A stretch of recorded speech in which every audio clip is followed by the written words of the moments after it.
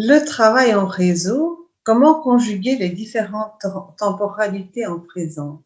Alors, il y a toutes sortes de temporalités différentes qui se retrouvent face à une situation de type de maltraitance ou de négligence grave, mais j'ai envie d'abord de commencer par celle de l'enfant. La temporalité de l'enfant, et surtout quand il est tout petit, est une temporalité très rapide qui est celle de ses besoins auxquelles il faut répondre, celle aussi de sa croissance, de son développement. Et si on perçoit des difficultés, une souffrance ou même éventuellement une maltraitance, on n'a pas des masses de temps devant nous parce que l'enfant a besoin qu'on le protège ou qu'on lui apporte de l'aide.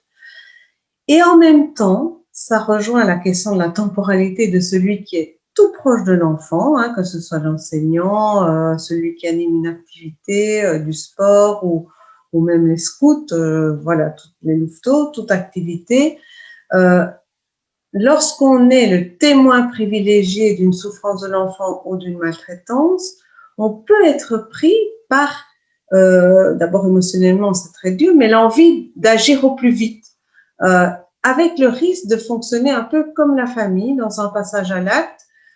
Et donc, c'est là que les collègues, la hiérarchie, éventuellement un service qui vous aide à réfléchir, même dans les quelques heures qui suivent, quelle serait la manière d'intervenir qui va le mieux respecter l'enfant, mais surtout nous permettre d'entrer en contact avec les parents de la manière la moins dommageable possible, en tout cas qui pourrait ouvrir des portes de collaboration avec les parents.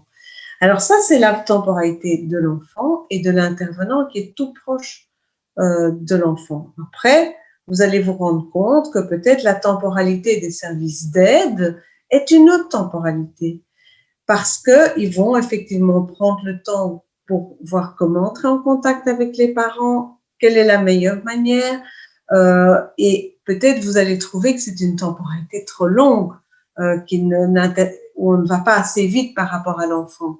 Et donc déjà là, on va se rendre compte qu'il y a les intervenants qui sont du côté de l'éducatif, du côté de l'enseignement ou des activités, qui sont au jour le jour, et puis des intervenants qui vont au contraire être moins dans l'agir, mais plus dans apporter une aide, ça veut dire rencontrer les parents, essayer de créer une relation d'alliance, éventuellement de confiance, et on y arrive. Et on va entrer dans ce que nous, on va appeler un processus d'aide. Ça veut dire quelque chose qui se construit pas à pas, mais qui prend du temps. Et c'est le temps de déplier les questions de la famille, de déplier les inquiétudes, de déplier la souffrance, peut-être de l'enfant, mais sans doute aussi des parents. C'est le temps nécessaire aussi pour nous professionnels de penser.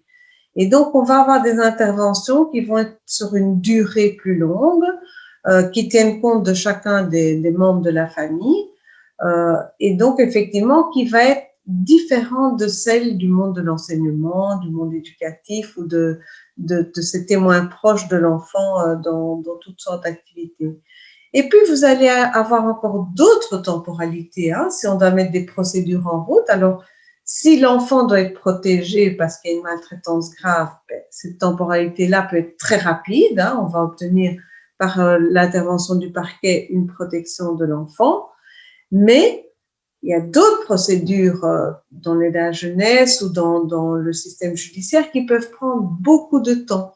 Je prends des situations, par exemple, où un enfant serait protégé ou aidé, et puis où il y a des poursuites pénales, par exemple, parce qu'un parent a vraiment posé des actes punissables par la loi.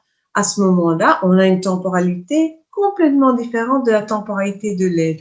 Ce qu'il faut comprendre, c'est que cette différente temporalité en présence, on ne va pas chercher à les mixer et à faire une moyenne de temporalité. On va essayer de respecter chacune, évidemment d'être très attentif à celui qui est proche de l'enfant pour pouvoir s'ajuster au mieux avec lui et avec ce qu'il vit au quotidien avec l'enfant, puisqu'il est le témoin privilégié. Mais on va aussi respecter les autres temporalités et je pense qu'il faut comprendre. Si on comprend ce qui se passe, c'est déjà plus facile à accepter du moment que l'enfant, évidemment, reçoit l'aide et la protection nécessaires.